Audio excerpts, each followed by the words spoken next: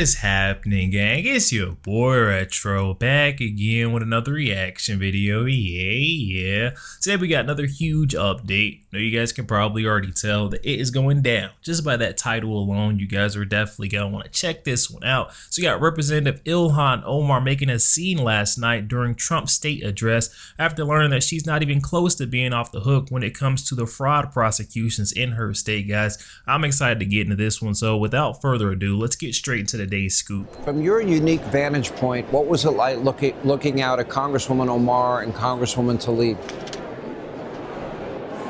You know, it was shameful, really, and I came this close to stopping them. We could have probably ejected them from the floor, but you know, I thought let their actions speak for themselves. The president handled it so well, of course, and if they'd gone a step further, we probably would have ejected them. But I think it was good for them to be there. I think it's good for the American people to see the shame that they brought upon their party and upon themselves. And what a stark contrast between them and between the Republican Party, who are standing and cheering for all these great Americans who deserved all this attention tonight. The brave law enforcement officers, military officials who received all the medals and the honors tonight, the victims of crime.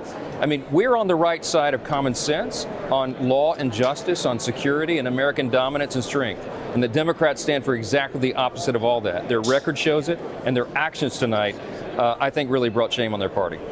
From your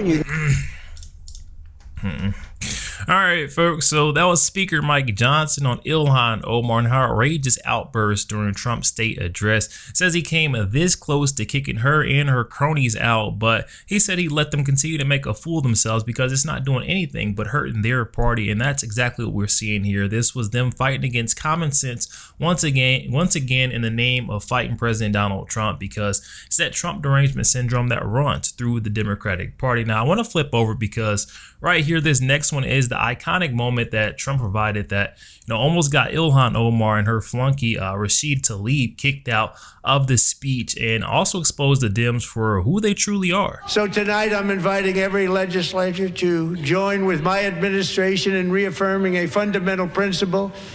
If you agree with this statement, then stand up and show your support. The first duty of the American government is to protect American citizens, not illegal aliens.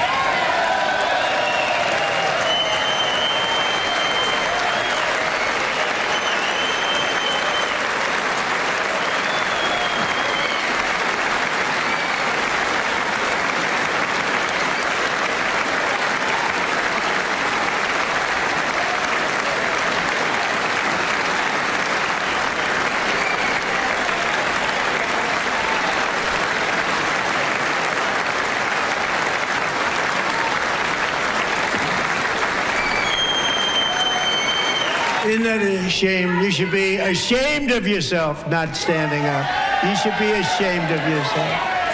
That is why I'm also asking you to end deadly sanctuary cities that protect the criminals and enact serious penalties for public officials who block the removal of criminal aliens. In many cases, drug lords, murderers all over our country, they're blocking the removal of these people out of our country, and you should be ashamed of yourself.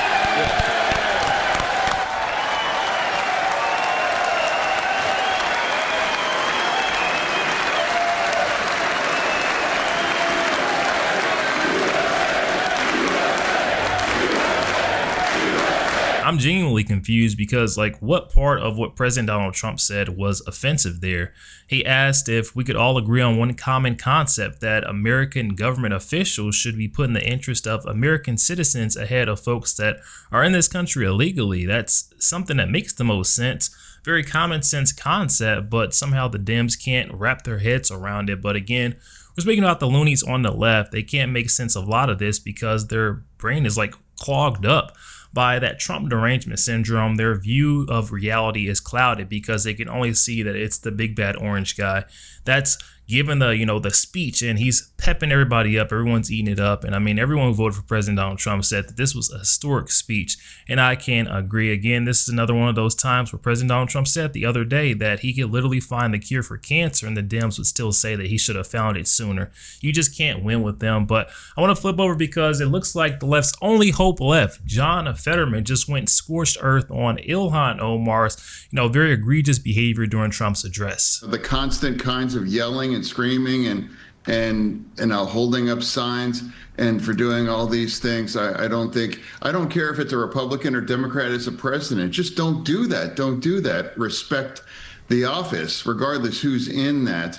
And now for me, it's like now when half the people in my party haven't showed up, and then some of them have chosen to just yell and say and scream during all of it. I just don't think that's what we want. And I don't believe, as a Democrat, I think like dancing frogs really moves the ball for us as a party either. I believe Senator John Fetterman is well within his rights to be very disappointed with his party and their behavior that we've seen last night during the state address. I mean, if you guys didn't have anything nice to say, you shouldn't have said anything at all. Sit quietly and wait till it's your turn in office. But again, they're putting up that fight against President Donald Trump, and it instantly backfired on them. This is, again, what I like to call that Trump curse. And speaking of folks that just seem cursed or doomed, Ilhan Omar, she's back at it again. She just made her first appearance back since her public outburst during last night's address, and I want you guys to see what she had to say. The House Democratic leader, Hakeem Jeffries, advised your caucus, the Democratic members, to either skip the State of the Union address or sit there in silence. Should you have just boycotted the address, and do you think you violated the guidelines set out by your own leader? No, I think it was really unavoidable. The president talked about protecting Americans, and I just had to remind him that his administration was responsible for killing 2 of my constituents. In Minneapolis, many members of your Democratic Party criticized their Republican counterparts when they interrupted President Biden's State of the Union address, as a lot of us remember. Do you have any regrets at all about the interaction we played between you and President Trump just last night? I do not, and I think many people look at that moment when the president says it is our responsibility to protect Americans.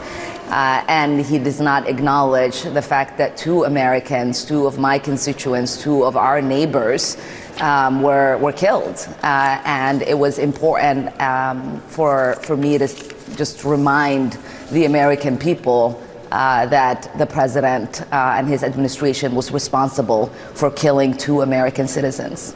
With hindsight, Congresswoman, do you think you would have been better off boycotting the speech like so many other Democratic lawmakers did, or did you do the right thing by actually showing up there? I brought 4 Minnesotans as guests for the Minnesota delegation. It was important for us to be there, to bear witness, to hold the space for our constituents that have lived through an occupation from federal law enforcement, that have been terrorized, that have seen our neighbors been killed and traumatized in so many ways. And so, no, I think it was really important for my constituents to see me there. It was really important to my constituents to hear that I was reminding the president that Renee Good and Alex Preddy were killed under this administration. There's another strikeout for Ilhan Omar in baseball terms. She just got 3 chances, 3 good cracks at it, and she missed her opportunity to apologize for her behavior last night at the state address. Absolutely unacceptable. And again, when you see the shoe is on the other foot, and what if this was the Republicans acting this way? Guess what? The Dems will be all on top of it. So we can't excuse her behavior. And again, I'm just not buying it from Ilhan Omar. We've seen the attack with the water bottle, whatever, at her press conference. Now we're seeing her making another scene on, the big stage. The State of the Union address is a historic speech from President Donald Trump. And Ilhan Omar, once again, trying to make headlines to get the attention off the fact that she is surrounded by fraud allegations. All the evidence is overwhelming, and she knows that the walls are closing in, especially after Trump said this. The Somali pirates who ransacked Minnesota remind us that there are large parts of the world where bribery, corruption, and lawlessness are the norm, not the exception. Importing these cultures through unrestricted immigration and open borders brings those problems right here to the USA. And it is the American people who pay the price in higher medical bills, car insurance rates, rent, taxes, and perhaps most importantly, crime. We will take care of this problem. We're going to take care of this problem. We are not playing games. All right, y'all heard it. Y'all heard it. President Donald Trump's not messing around. He has not let this one slip his mind. And I believe that was a very subtle hint at Ilhan Omar, following her outburst to let her know, hey, we haven't forgotten about you. We're still actively investigating your financials, and we're going to figure out exactly how you had that skyrocketing of your net worth. Very suspicious during the same time, the same period where Somali fraud was running rampant in your estate, not to mention you opened the doors for these folks to commit this fraud.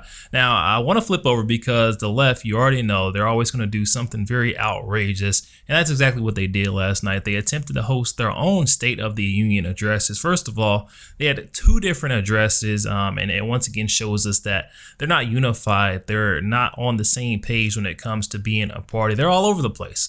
One of them was named State of the Swamp. The other one was named the People's State of the Union. But this is how it went. I want you guys to see it. It was very cringe, to say the least. No pueden encarcelarnos a todas.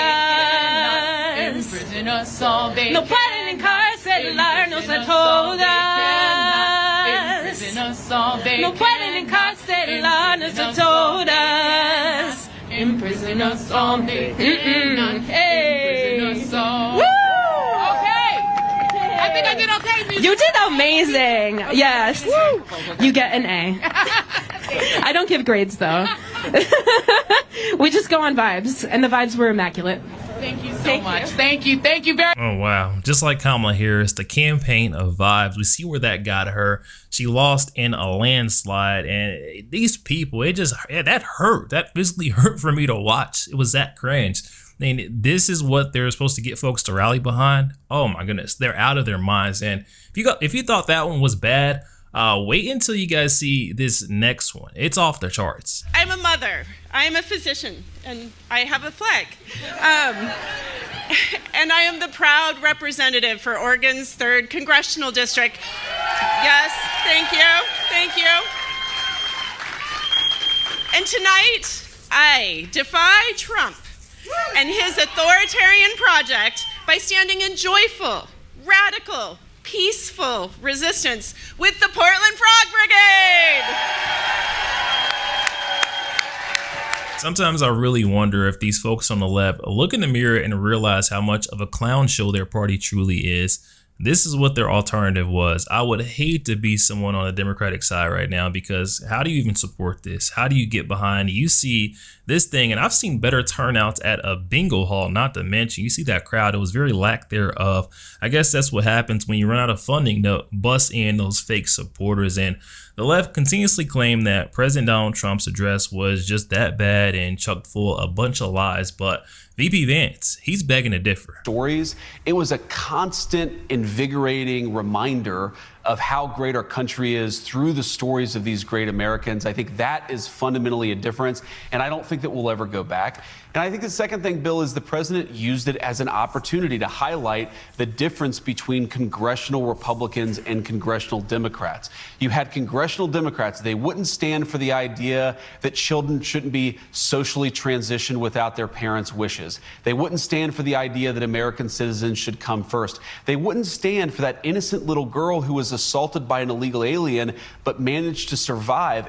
Whatever your politics, whatever your views on immigration policy, can't we all stand and clap for an innocent young girl who shouldn't have been assaulted and was, being held by her dad? It was such a heartwarming moment. I think every American, Democrat or Republican, thought that was a great moment for our country. Yo, there we have it, guys. Oh my goodness, this moment definitely hurt. And it wasn't just Ilhan Omar that it affected. This affected the Democratic Party as a whole, because what we just see on display is that the Democratic Democratic Party is in a full-on shambolic state. By the way, you see they're holding two separate addresses. They're not on the same accord when it comes to the messaging. Even seeing that with Representative Al Green getting escorted out. He was holding a placard that said Black Americans aren't apes or something along the lines of that, and they escorted him out. But remember last year, they all had the signs and they were all in, moving in one. It seemed as if so, but I guess the funding ran out for the signs as well, or maybe someone didn't get the memo. But